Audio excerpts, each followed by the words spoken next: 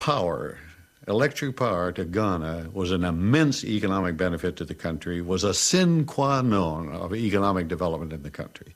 So let's accept that the economic benefits for power to Ghana were tremendous. The belief that science and technology applied on a grand scale would somehow inevitably propel a third world country into the industrial age was the prevailing wisdom of the time. It was called the theory of takeoff. It gripped the imagination of politicians and economists both in the West and in the Third World. In June 1960, the World Bank approved the scheme in principle, but its report had important reservations. The most serious concerned the price Kaiser paid Ghana for electricity. The World Bank made it clear that if Nkrumah was to get the benefits he expected from the dam, he must negotiate a certain minimum rate for the power. If he didn't, Ghana might find it difficult to take off. Our report essentially was saying to Ghana, this project will succeed and we're prepared to make a loan on it, and the loan can be paid out if the power price is right. This was absolutely the key to the negotiations. As a conductor of electricity, it's hard to beat. But Kaiser needed a low rate if the smelter was to be profitable. A second round of negotiations began. In toughness and adaptability, it can be made as strong as structural steel. Nkrumah faced a terrible dilemma. His advisors and the World Bank told him that if he accepted the price Kaiser was offering, the high expectations he had of the dam might not be realized. But if he refused, Nkrumah knew that Kaiser would pull out and the dam would never be built. Nkrumah was a man besieged. He had to do something. As you know, he had raised up hopes of the development of the country, that the Volta River project would turn Ghana into a modern industrial country. He had no other program. Insofar as he saw it as providing this minimum of the power which he saw, he was prepared to go along. The negotiations dragged on through the autumn of 1960. Neither side would give way on the electricity price.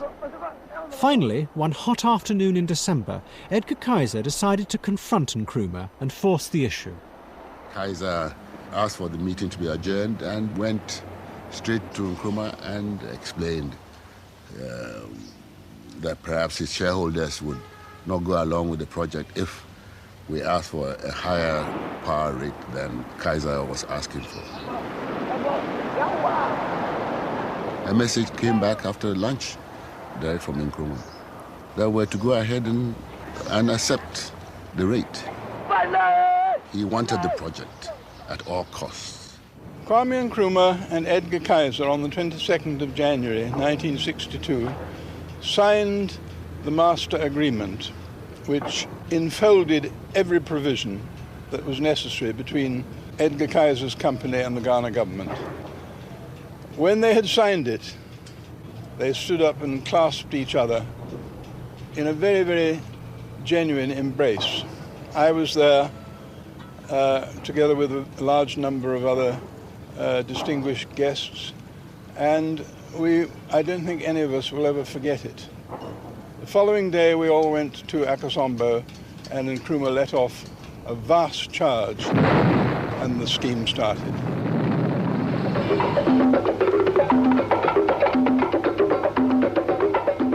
Yes, I suppose you can say Kaiser used Nkrumah, but if that makes Nkrumah passive, that would be inaccurate, because Nkrumah also used Kaiser.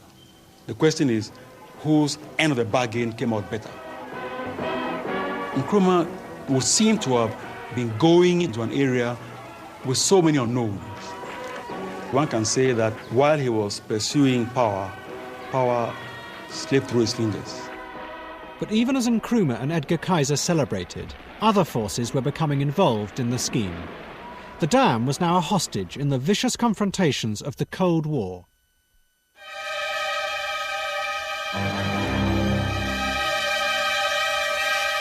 A year before, the Congo had been torn apart by a brutal civil war. America and the Soviet Union backed opposite sides. The policy of the new Kennedy administration was to fight the spread of communism in Africa. In 1960, Brezhnev, the president of the Soviet Union, had visited Ghana. It frightened America's leaders. They were determined that Nkrumah, despite his brand of African socialism, would be their man. Nkrumah was everything. He was everything, politically, economically, psychologically, culturally, and so on. He just absolutely dominated the scene. Nkrumah, though, wanted to keep Ghana and Africa out of the Cold War. President and distinct delegates, it's quite clear that a desperate attempt is being made to create confusion in the Congo, extend the Cold War to Africa, and involve Africa in the suicidal quarrels of foreign powers. The United Nations must not allow this to happen. But there was the dam. The American government realised that it was a powerful weapon with which to ensnare Nkrumah. Like the World Bank, the Kennedy administration had agreed to lend millions of dollars to the scheme. In an internal memorandum, the Secretary of State, Dean Rusk, made it quite clear what this money was for. By maintaining this leverage on Nkrumah, he wrote, the US will be in a better position to influence his policies. In public, though, it was called foreign aid. The problem was that we foresaw that the progress that the Soviets were making in extending their communist ideology, particularly in Africa and to some extent in South America, certainly in the Middle East, and that therefore we had to counter that some way. And we countered it with foreign aid as a defense against the spread of communism. Bit by bit, Nkrumah's utopian vision was slipping away. The Volta scheme had become something very different from what he had originally intended. At every stage, the project had been shaped not by his idealism, but by powerful political and economic pressures. But Nkrumah still believed it was worthwhile, because once the dam was built, it could not be taken away. In time, it would become the engine of his country's future. Everyone was hopeful. Those absolutely were optimistic times for hope. Ghana was singular in the sense that it had everything. It had educated people, it had considerable infrastructure, 3 universities, schools, lawyers, doctors. It had everything going for it. The construction of the dam was to take 4 years. Throughout Ghana, factories and roads began to be built, the foundations of the industrial revolution that would be powered by the dam. But with these trappings of the modern world came other forces that took Ghana's fragile economy even further from Nkrumah's control. Corruption is not a problem peculiar to any country. I personally feel that the only way in which you can stop corruption in a country is to build up a strong public opinion against it. Elements entered into the equation that had not been adequately foreseen, and perhaps the greatest of them was corruption.